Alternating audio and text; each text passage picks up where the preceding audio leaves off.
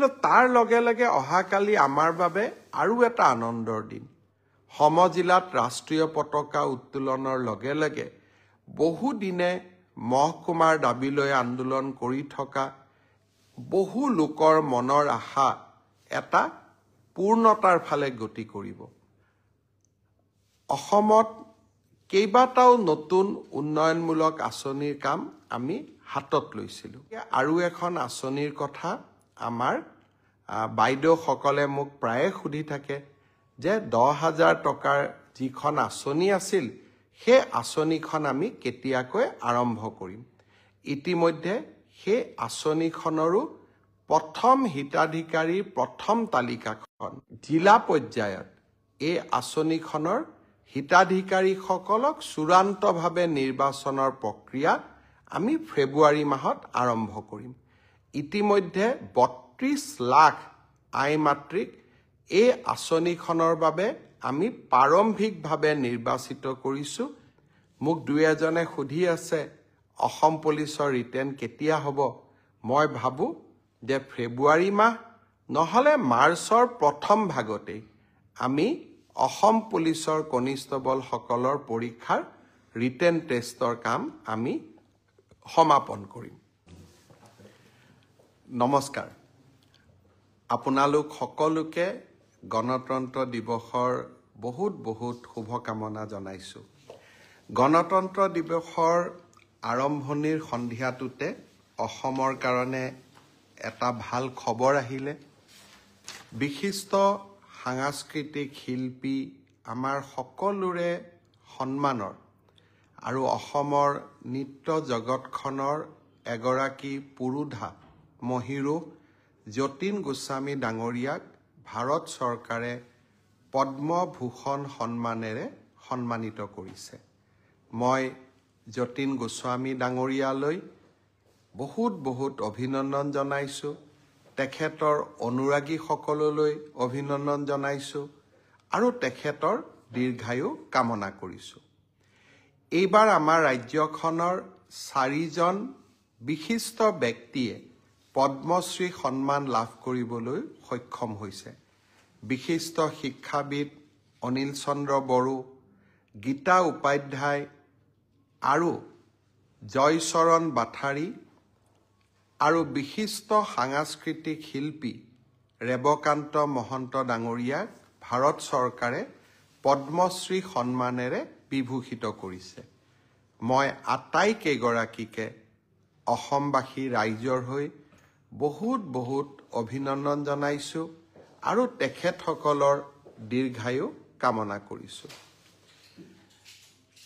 আজি মই এক প্ৰকাৰ ক'ব গ'লে ৰাতিপুৱা বিদেশৰ পৰা আহি নতুন দিল্লী আৰু নতুন দিল্লীৰ পৰা পোনে পোনে আহি ডিব্ৰুগড়ত উপস্থিত হৈছোঁ অহাকালি আমি ডিব্ৰুগড়ত গণৰাজ্য দিৱসৰ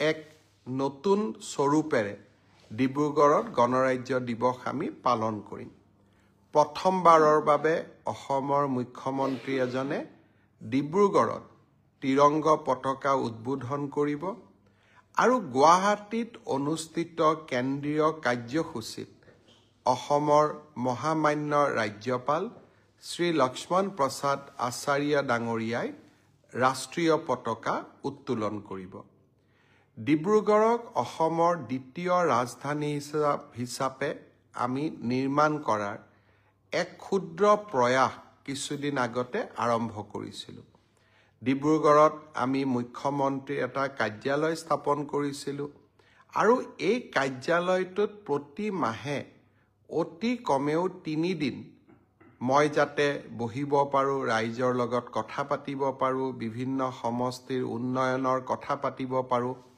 তাৰ বাবে ব্যৱস্থা আৰম্ভ কৰিছিলোঁ এতিয়াও মই ডিব্ৰুগড়ৰ মুখ্যমন্ত্ৰী কাৰ্যালয়টোতে বহি আছোঁ আৰু এই ডিব্ৰুগড়ৰ মুখ্যমন্ত্ৰী কাৰ্যালয়ৰ পৰাই আজি আমি ডুমডুমা সমষ্টিৰ বিভিন্ন আঁচনিৰ পৰ্যালোচনা কৰিছিলোঁ অহাকালি আমি নাহৰকটীয়া সমষ্টিৰ পৰ্যালোচনা কৰিম আৰু পৰহি দিনাখন জোনাই সমষ্টিৰ বিভিন্ন গুৰুত্বপূৰ্ণ আঁচনিৰ ওপৰত আমি পৰ্যালোচনা কৰিম।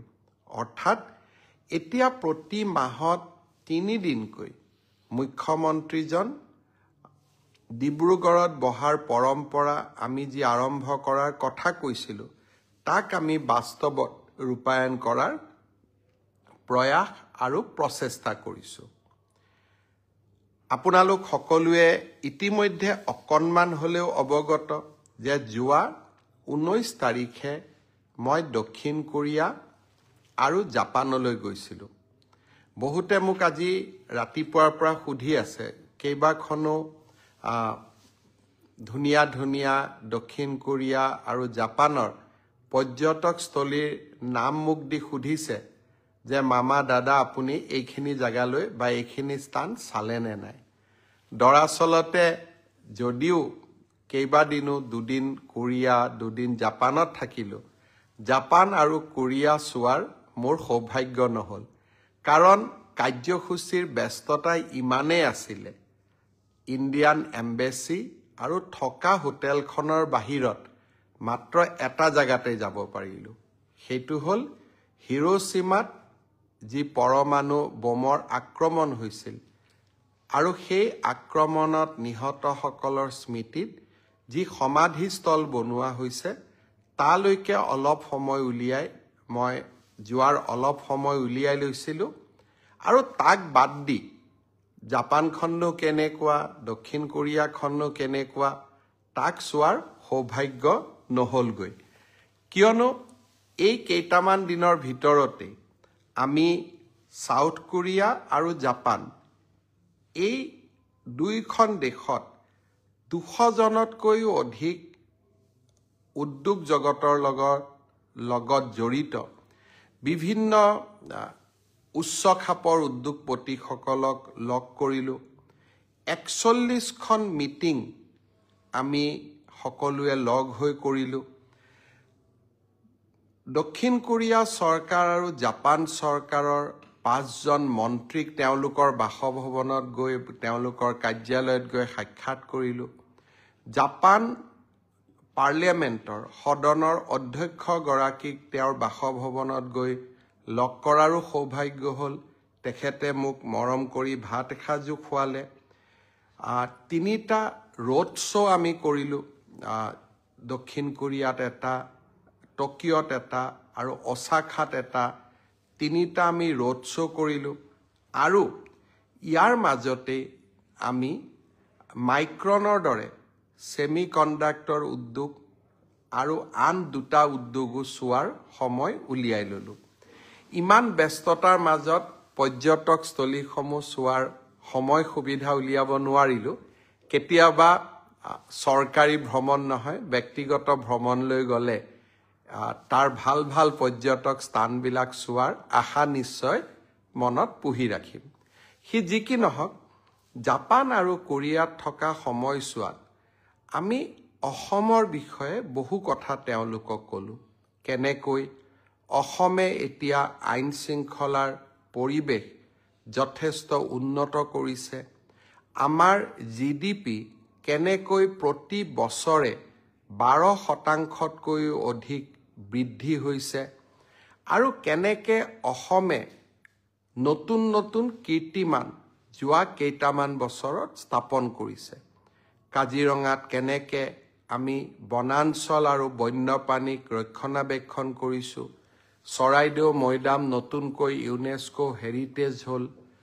ফুলবাৰীত ভাৰতৰ আটাইতকৈ ডাঙৰ নদীৰ ওপৰত থকা দলংখন আমি নিৰ্মাণ কৰি আছোঁ। আৰু অসমৰ চাৰিওফালে সংঘটিত বিকাশৰ ঘটনাক্ৰম আমি তেওঁলোকক অৱগত কৰিলোঁ।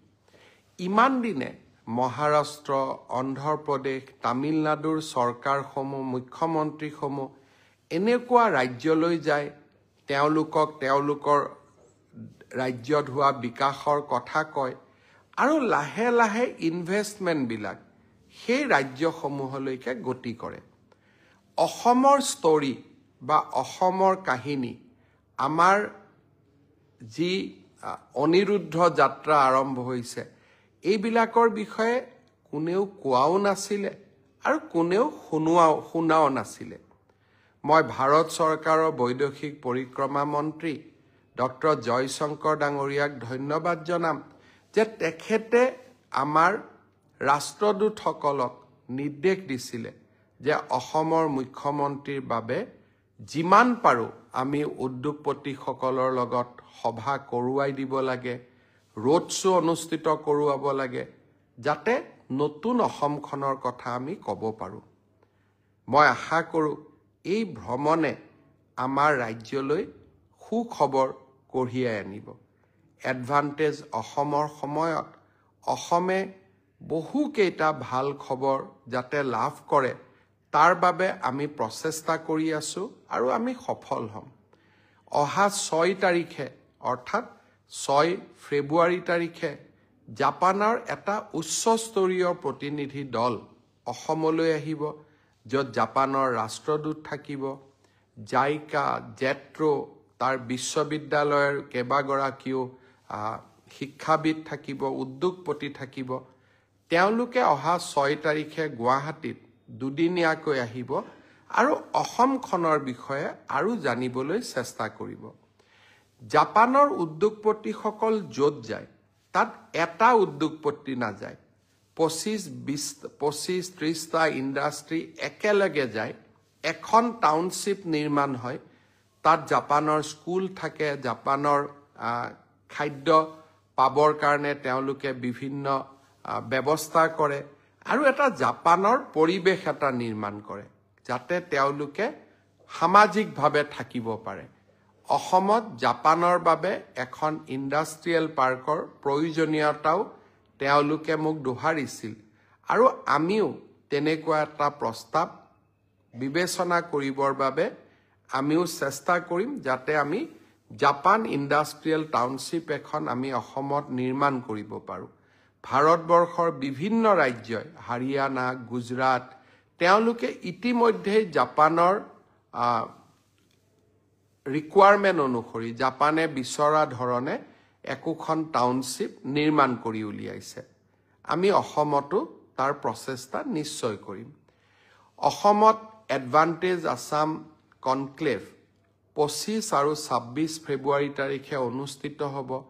24 তাৰিখে সামূহিক ঝুমুৰ প্ৰদৰ্শন হ'ব। প্ৰধানমন্ত্ৰী ডাঙৰীয়া ইতিমধ্যেই সন্মতি প্ৰকাশ কৰিছে এই এডভান্টেজ আছাম সামিটত তেখেত উপস্থিত থাকিব, ঝুমুৰ নৃত্যও তেখেতে নিজে চাব, সেই কথাও আমাক প্ৰধানমন্ত্ৰী ডাঙৰীয়াই জনাইছে। তাৰ উপৰিও ভাৰত চৰকাৰৰ আটাইবোৰ গুৰুত্বপূৰ্ণ মন্ত্ৰী এডভান্টেজ আছাম সামিটত আহিব, দেশ বিদেশৰ উদ্যোগপতিসকলো আহিব। মই মনতে কিছু ভাবি থৈছোঁ যে এই ধৰণে যদি আমি কিছু বিনিয়োগ পাওঁ আমাৰ ৰাজ্যখন বহু দূৰ আগুৱাব। কিমান সফল হ'ম সময়ে ক'ব, কিন্তু প্ৰচেষ্টাত আমি ক'তো ত্ৰুটি কৰা নাই। যিমান পাৰোঁ আমি প্ৰচেষ্টা কৰিছোঁ আৰু এডভান্টেজ আছাম 2.0 এই সন্মিলনখনে অসমৰ ঔদ্যোগিক জগতলৈ এক নতুন বাতাবৰণ কঢ়িয়াই আনক, আমাৰ নিবনুৱা সমস্যা সমাধান হওক, তাৰ বাবে আমি নিৰন্তৰ প্ৰচেষ্টা কৰিছোঁ আৰু মই ভাবোঁ আমি সফল হ'ম। অহাকালি ডিব্ৰুগড়ত গণৰাজ্য দিৱসৰ পতাকা মই উত্তোলন কৰিম, কিন্তু তাৰ লগে লগে অহাকালি আমাৰ বাবে আৰু এটা আনন্দৰ দিন। আমি কেইদিনমান আগতে অসমত 39খন সমজিলা গঠন কৰিছিলোঁ আৰু এইবাৰ এই 39খন সমজিলাতে ৰাষ্ট্ৰীয় পতাকা আনুষ্ঠানিকভাৱে উত্তোলন কৰা হ'ব। মই ভাবোঁ সমজিলাসমূহৰ নিৰ্মাণৰ ক্ষেত্ৰত যি আমি প্ৰচেষ্টা আৰম্ভ কৰিছিলোঁ, অহাকালি ই এক নতুন গতি লাভ কৰিব। সমজিলাত ৰাষ্ট্ৰীয় পতাকা উত্তোলনৰ লগে লগে বহুদিনে মহকুমাৰ দাবীলৈ আন্দোলন কৰি থকা বহু লোকৰ মনৰ আশা এটা পূৰ্ণতাৰ ফালে গতি কৰিব। মই প্ৰতিখন সমজিলাৰ যিসকল জিলাবাসী তেওঁলোকক গণৰাজ্য দিৱসৰ প্ৰাক মুহূৰ্তত আকৌ এবাৰ অভিনন্দন জনাইছোঁ। মই জাপানত থকা সময়ছোৱাত বা কোৰিয়াত থকা সময়ছোৱাত অসমত বিশেষকৈ নিযুক্তিৰ ক্ষেত্ৰত এটা খুব গুৰুত্বপূৰ্ণ পৰীক্ষা হৈ যায় সেয়া হৈছে গ্ৰেজুৱেট টিচাৰ আৰু পোষ্ট গ্ৰেজুৱেট টিচাৰ বহু লোকে মোক সুধিছে যে গ্ৰেজুৱেট টিচাৰ আৰু পোষ্ট গ্ৰেজুৱেট টিচাৰৰ যি পৰীক্ষা হৈ গ'ল সেই পৰীক্ষাৰ আমি OMR চিট পাম নে নাই সেই পৰীক্ষাৰো আমাক এনসাৰ কি দিবনে নাই বা এনসাৰ কিট থকা প্ৰশ্নৰ উত্তৰবিলাকক আমি প্ৰত্যাহ্বান জনাব পাৰিম নে আমি নোৱাৰো মই অত্যন্ত বিনম্ৰতাৰে সৈতে কম যে চৰকাৰী নিয়োগ পৰীক্ষাত স্বচ্ছতা অনাৰ বাবে আমি প্ৰতিশ্ৰুতিবদ্ধ কেইদিনমান আগতে হৈ যোৱা সাব ইন্সপেক্টৰ পৰীক্ষাৰো OMR আৰু এনসাৰ কিসমূহ ইতিমধ্যে সেৱাই মুকলি কৰি দিছে হাইস্কুলৰ যি গ্ৰেজুৱেট আৰু উচ্চতৰ মাধ্যমিক বিদ্যালয়ৰ যি পোষ্ট গ্ৰেজুৱেট টিচাৰ ৭,০০০ পদৰ বাবে যি পৰীক্ষা হৈ গ'ল সেই পৰীক্ষাৰো এনসাৰ কি আৰু পদৰ সংখ্যাটো অলপ মোৰ ইফাল সিফাল হ'ব পাৰে কিন্তু পৰীক্ষাটোৰ আনসাৰ কি আৰু OMR চিটসমূহ পৰীক্ষাৰ্থীসকলে যাতে পায় তাৰ ব্যৱস্থা অহা এসপ্তাহৰ ভিতৰতে সেৱাই কৰি দিব আৰু স্বচ্ছতাৰ ক্ষেত্ৰত আমি কতো কম্প্ৰমাইজ নকৰাকৈ আমি আগবাঢ়ি যাম শ্ৰদ্ধাৰ ৰাইজ শিক্ষক নিযুক্তিৰ সমান্তৰালভাৱে মই আগতে কেইদিনমান আগতে উল্লেখ কৰিছিলোঁ যে আমাৰ হৈ যোৱা এডিআৰই পৰীক্ষাৰ ফলাফলসমূহো আমি ফেব্ৰুৱাৰী মাহৰ শেষৰ ফালে বা আমি মাৰ্চ মাহৰ প্ৰথম সপ্তাহত ঘোষণা কৰিম অহা 1 ফেব্ৰুৱাৰী তাৰিখে আমি আৰু এটা নতুন কীৰ্তিমান স্থাপন কৰিবলৈ গৈ আছো অসমৰ মেডিকেল কলেজসমূহ প্ৰতিখন জিলাতে যাতে একোখনকৈ মেডিকেল কলেজ হয় তাৰ বাবে আমি নিৰন্তৰ প্ৰচেষ্টা আগবঢ়াই গৈ আছিলোঁ অসমৰ 14 number medical college Pragjyotishpur medical college যি গুৱাহাটীৰ আৰ্যনগৰত নিৰ্মাণ হৈ আছে 1 ফেব্ৰুৱাৰী তাৰিখে OPD সেৱা আমি প্ৰাগজ্যোতিষপুৰ মেডিকেল কলেজৰ OPD সেৱা আৰম্ভ কৰিম অৰ্থাৎ এই বছৰতে অসমৰ আন এখন মেডিকেল কলেজে আত্মপ্ৰকাশ কৰিব 1 ফেব্ৰুৱাৰী তাৰিখে তাৰ এটা বীজ বা তাৰ এটা আৰম্ভণি আমি দেখা পাম OPD সেৱা সাধাৰণ ৰাইজৰ বাবে 1 ফেব্ৰুৱাৰী দিনাখন আমি মুকলি কৰি দিম ইয়াৰ উপৰিও প্ৰায় ৭৫ কোটি টকাৰে আমি নিৰ্মাণ কৰি থকা মৰিগাঁও জাগি ৰোড আৰু মৰিগাঁও সংযোগী যি আমাৰ জাগি ভগত গাঁৱৰ ওপৰত দলং এখন আমি নিৰ্মাণ কৰি আছিলোঁ সেই দলংখনো অহা আমাৰ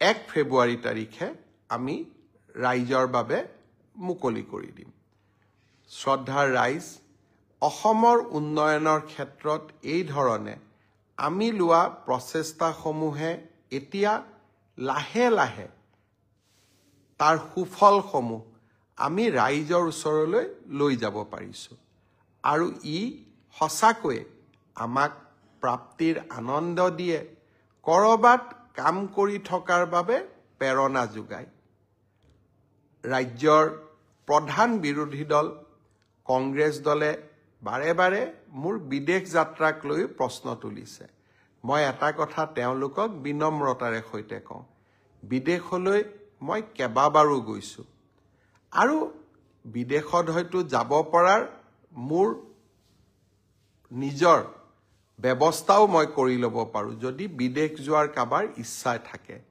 কিন্তু ৰাজ্যখনৰ মুখ্যমন্ত্ৰীজন যেতিয়া বিদেশলৈ যায় তেতিয়া তাত কোনেও পৰ্যটন কৰিবলৈ নাযায় স্বপ্ন এটাই থাকে ৰাজ্যখনৰ বাবে আমি কি কৰি যাব পাৰোঁ ৰাজ্যখনৰ বাবে আমি নতুন কি কৰিব পাৰোঁ আৰু সেই স্বপ্নৰ সন্ধান কৰিয়ে যোৱা 3.5 বছৰ মই কাম কৰি আছোঁ আৰু তেনেকৈ কাম কৰি যাম। কংগ্ৰেছ দলৰ মুখ্যমন্ত্ৰীসকলো বিদেশত গৈছিলে, কাৰ লগত কথা পাতিছিলে, কেনেকৈ কথা পাতিছিলে তাক আমি কেতিয়াও প্ৰশ্ন কৰা নাই।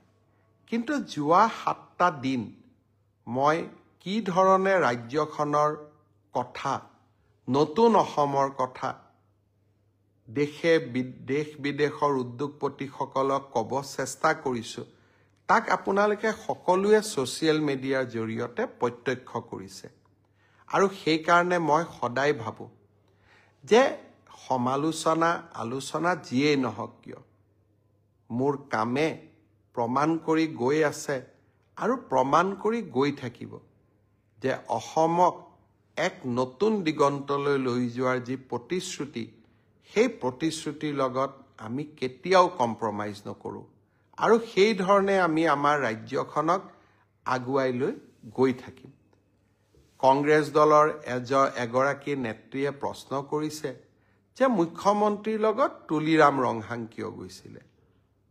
তুলিৰাম ৰংহাং কাৰ্বি আলং স্বায়ত্তশাসিত পৰিষদৰ মুখ্য কাৰ্যবাহী সদস্য। অসমত যদি সৌৰ শক্তিৰ আমি উৎপাদন কৰিব বিচাৰোঁ, আটাইতকৈ যদি ভূমি ক'ৰবাত আটাইতকৈ বেছিকৈ আছে সেয়া কাৰ্বি আলঙত আছে। অসমৰ জলশক্তিৰ ওপৰত যিমান বিদ্যুৎ উৎপাদন হৈছে, কপিলি, কাৰ্বি লাংপি, এই গোটেইকেইটা কাৰ্বি আলঙতে আছে। জনজাতীয় লোক এজনে অসমৰ আন এজন মন্ত্ৰী বিধায়কক মই লগত লৈ নগৈ যদি জনজাতীয় নেতা এজনক মোৰ প্ৰতিনিধি মণ্ডলত মই লৈ গৈছোঁ, সেয়া আমাৰ বাবে ক'ৰবাত নহয় ক'ৰবাত আমাৰ বাবে আনন্দৰ বাতৰি হ'ব পাৰে, সি কেতিয়াও সমালোচনাৰ বাতৰি হ'ব নোৱাৰে। মই কংগ্ৰেছ দলৰ লোকসকলক আকৌ এবাৰ অনুৰোধ কৰিম যে আপোনালোকে আমাৰ জনজাতীয় সমাজখনক সন্মানৰ চকুৰে চাবলৈ শিকক আৰু তেতিয়াই মই ভাবোঁ আমাৰ অসমখনে এক নতুনকৈ আমি সমন্বয়ৰ বাতৰিৰে আগবাঢ়ি যাবলৈ শক্তি পাম। শ্ৰদ্ধাৰ ৰাইজ, অসমত কেইবাটাও নতুন উন্নয়নমূলক আঁচনিৰ কাম আমি হাতত লৈছিলোঁ। ইতিমধ্যে অৰুণোদয় হিতাধিকাৰী তালিকাৰ নিৰ্মাণৰ প্ৰথম পৰ্যায়ৰ কাম হৈ যোৱাৰ পিছত এইবাৰ আমি নগৰ অঞ্চলসমূহত অৰুণোদয় হিতাধিকাৰী নিৰ্বাচনৰ কাম আমি হাতত লৈছোঁ। ইয়াৰ লগে লগে আৰু এখন আঁচনিৰ কথা আমাৰ বাইদেউসকলে মোক প্ৰায়ে সুধি থাকে যে 10,000 টকাৰ যিখন আঁচনি আছিল, সেই আঁচনিখন আমি কেতিয়াকৈ আৰম্ভ কৰিম। ইতিমধ্যে সেই আঁচনিখনৰো প্ৰথম হিতাধিকাৰীৰ প্ৰথম তালিকাখন জিলা পৰ্যায়ত এই আঁচনিখনৰ হিতাধিকাৰীসকলক চূড়ান্তভাৱে নিৰ্বাচনৰ প্ৰক্ৰিয়া আমি ফেব্ৰুৱাৰী মাহত আৰম্ভ কৰিম। ইতিমধ্যে 32 লাখ আই মাতৃক এই আঁচনিখনৰ বাবে আমি প্ৰাৰম্ভিকভাৱে নিৰ্বাচিত কৰিছোঁ আৰু জিলা সমিতিসমূহে এই আঁচনিখনৰ চূড়ান্ত ৰূপ দিব। কম বেছি পৰিমাণে মই আশা কৰোঁ যে প্ৰায় 28ৰ পৰা 29 লাখ মাতৃক আমি এই আঁচনিখনৰ সুবিধা দিব পাৰিম। মোক দুই এজনে সুধি আছে অসম পুলিচৰ ৰিটাৰ্ণ কেতিয়া হ'ব। মই ভাবোঁ যে ফেব্ৰুৱাৰী মাহ নহ'লে মাৰ্চৰ প্ৰথম ভাগতেই আমি অসম পুলিচৰ কনিষ্টবলসকলৰ পৰীক্ষাৰ ৰিটেন টেষ্টৰ কাম আমি সমাপন কৰিম। আজি বহু সময় আপোনালোকৰ পৰা নলওঁ। গণতন্ত্ৰ দিৱস অহাকালি। প্ৰতি বছৰে ভাৰতৰ ৰাইজে গণতন্ত্ৰ দিৱস উলহ মালহেৰে পালন কৰে। বাবা চাহেব ভীমৰাও আম্বেদকাৰে আমাক যিখন সংবিধান দি থৈ গৈছিল, যিখন সংবিধানে স্বাধীন ভাৰতৰ বিকাশৰ আটাইতকৈ ডাঙৰ আধাৰ নিৰ্মাণ কৰিছিল, সেই সংবিধানখনক গ্ৰহণ কৰা দিনটোকে আমি গণৰাজ্য দিৱস হিচাপে পালন কৰোঁ।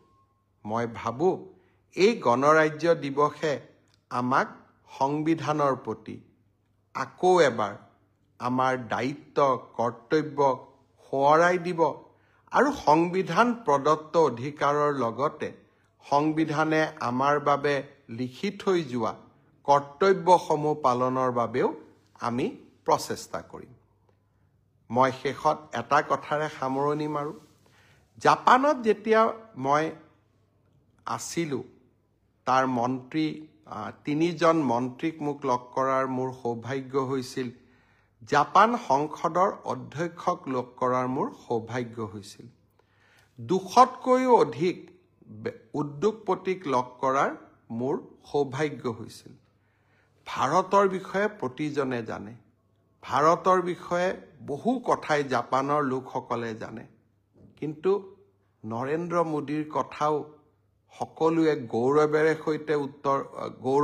সৈতে উপস্থাপন কৰে আৰু নৰেন্দ্ৰ মোদীৰ ব্যক্তিত্বক জাপানৰ লোকসকলে অদ্ভুতভাৱে প্ৰশংসা কৰে। ভাৰতৰ প্ৰধানমন্ত্ৰী এগৰাকীৰ এনে বিশাল পৰিচয় জাপানৰ ভূমিত দেখি মই সঁচাকৈয়ে গৌৰৱ অনুভৱ কৰিলোঁ। মই ভাবোঁ আমাৰ দেশৰ প্ৰধানমন্ত্ৰীগৰাকীৰ ইমান সন্মান বিদেশত নিশ্চয় ভাৰতৰ বাবে এক উজ্জ্বল ভৱিষ্যতে অপেক্ষা কৰি আছে। সেই উজ্জ্বল ভৱিষ্যত গণৰাজ্য দিৱস অহাকালি সেই উজ্জ্বল ভৱিষ্যতৰ পথত আগুৱাই লৈ যাবলৈ গণৰাজ্য দিৱসে আমাক সকলোকে আগুৱাই যাবলৈ আমাক সকলোকে আকৌ এবাৰ প্ৰেৰণা দিব। তাকে কামনা কৰি আজিৰ মোৰ ব্ৰডকাষ্ট সামৰিছোঁ। আকৌ লগ পাম আৰু তেতিয়া মই আৰু নতুন নতুন খবৰ, নতুন নতুন বাতৰি আপোনালোকক দিবৰ বাবে চেষ্টা কৰিম। বহুত বহুত ধন্যবাদ। জয় হিন্দ, বন্দে মাতৰম।